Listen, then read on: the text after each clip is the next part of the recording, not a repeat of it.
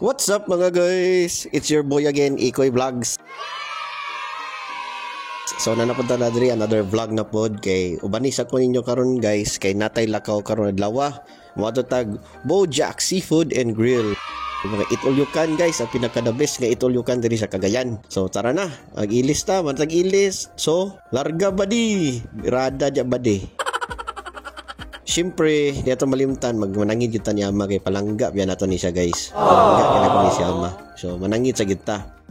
So time skip na napunta diri sa Bojack's. So maning the best eat all you can diri sa Cagayan guys. So di na nako ni emphasize guys kay i-testing lang yun ninyo na pinakalami na eat all you can diri sa Cagayan. Pwede sila yung mga function room o function hall guys nga any motive ninyo pwede ni nila na buhaton. Spacious word kayo ni ilang mga function hall guys. So ay mo kabalaka sulit ra gyud yung bayad basta namo diri sa Bojack's. Oh my god!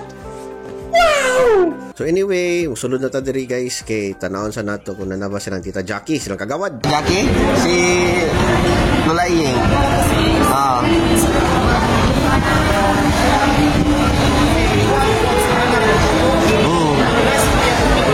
Okay. Thank you. So pagsulod na to guys, niyato din ta sa ilahang bag-o nga function hall nga ginatukod. So diri guys, natanaw lang ko kung asa nila pwede ibutang ang ilang mga suga, asa nila pwede ibutang lang aircon o ilang mga outlet. As well as tanaw lang punta kung kamusta ilang civil. Oh no. O architectural. Kay anyway, electrical raman nato tan-awon diri guys. So ihatag na to na sa foreman ang civil. Diri guys, syempre ito limtan mo amin yung ni Lulaing kay palangga po dato ni si Lulaing. No? Mamin punta sa tong ilang mga tito, mga tita nato guys. So diri, agi ka na ko dito. Usa. Akera. Diri guys, ekstorya pod mi ni Tito Chelo, dayon buenas na lang pod kanya abot si Tito Buki para ma-discussan gyud na mo ilang mga electrical. Wala na nako gi-record guys ang mga conversation ani kay confidential, makatag na tag respeto sa ilaha. But rest assured guys, gwapo gini ilang sistema pagkahuman ani. A few moments later. So, isa po isa gusto na ko i-share sa inyo guys. This is what I love about Bojack's Seafood and Grill guys. It's not just about what they do, no? It's not about the food they serve or the services na ilang gihatag. Makes Bojack special mo good. Para sa ko guys ha. It's because of the people behind the success of the business.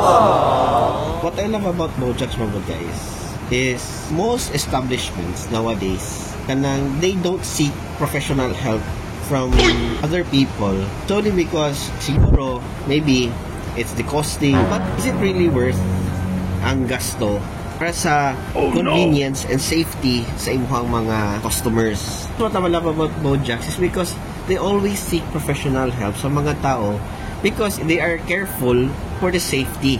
And that goes to show how they care sa ng customers. They ask us na mag-help sa ilahang electrical because as we know, Bojack's is fast expanding. No? They're worried about their customers. They seek professional help. And that's the one thing na di na to makita mostly because what we know about Bojack's is just ilang pagkaon only, ilang seafoods, etc., ilang function hall. That's all we know. But we don't know the story behind those nga they really care for their customers. It's not only about the business but the customer itself. The safety of the customer itself, no? I want to share with you why I really value or appreciate Bojack's Seafood and Grill. Maliban sa what they do is because why they do business. Nga naman sila. They always care for their customers. Di ninyo na makita but it's there. Nabaw nang maka-appeal mo sa behind sa ilang mga operations. Makita gid ninyo guys, ga-care gid sila sa customers. Okay, for me as an electrical engineer, no, na he made an oath IIEE sa Integrated Institute of Electrical Engineering. We will do the best of our abilities to make sure nga safe yun ato mga electrical systems. No matter what industry ka, residential, commercial, or power sector ka, everywhere, basta safe yun siya. Just one common knowledge lang kung gusto ma-share sa inyo guys is, but let's say you have a 100 amps na breaker, the conductors, according to the standards, it should be equal or higher capacity than your breaker. Why? Because you need to make sure the breaker will save your system as well as the conductors. Because if not, tendency maka-short circuit ka. Kasi for example, yung muhang wires is kaya niya 50 amperes. Then, imuhang breaker is 100. So, 50 amperes, iyang kaya.